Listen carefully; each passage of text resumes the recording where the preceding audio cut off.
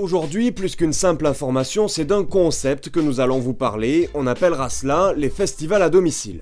Pourquoi festival et pourquoi domicile? Pas plus de suspense, le domicile signifie tout simplement chez un particulier qui pour telle ou telle raison est disposé à accueillir dans son antre différents groupes de musique. Festival, c'est parce que la programmation est très éclectique, les styles varient énormément du heavy metal à la drum and bass, en passant par du rap chilien.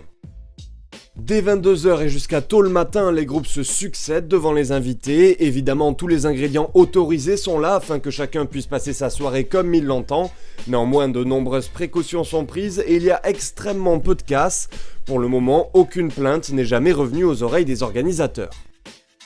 De toute façon, les règles sont claires, ces soirées ne peuvent pas être organisées en appartement car trop dérangeant pour le voisinage, mais bien dans des maisons individuelles, éloignées si possible de l'hypercentre.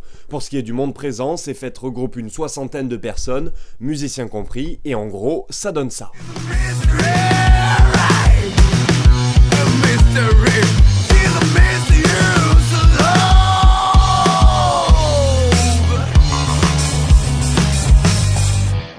La première soirée à avoir été organisée se trouvait être une crémaillère entre amis, un nombre conséquent de groupes faisait partie des convives et y ont joué.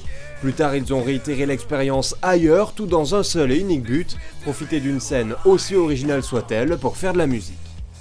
Pour le moment, les organisateurs se limitent à leur cercle de connaissances pour ces soirées. Leur raison, pense-t-il, difficile de faire confiance à une vingtaine de musiciens et de chanteurs qui viennent mettre l'ambiance toute la nuit. Il y a, c'est évident, un cap à passer et ils sont prêts à le franchir. Pour l'instant, rien n'est officiel, et même si de nombreux projets sont en cours, comme devenir une association à but non lucratif ou encore créer un festival autour de ce concept, c'est jusqu'à maintenant le bouche à oreille qui reste le meilleur moyen de se faire connaître. Pas d'ambition folle donc, l'amour de la musique et de la fête trône au centre de ce joyeux mouvement, et il ne semble pas prêt d'en être éjecté.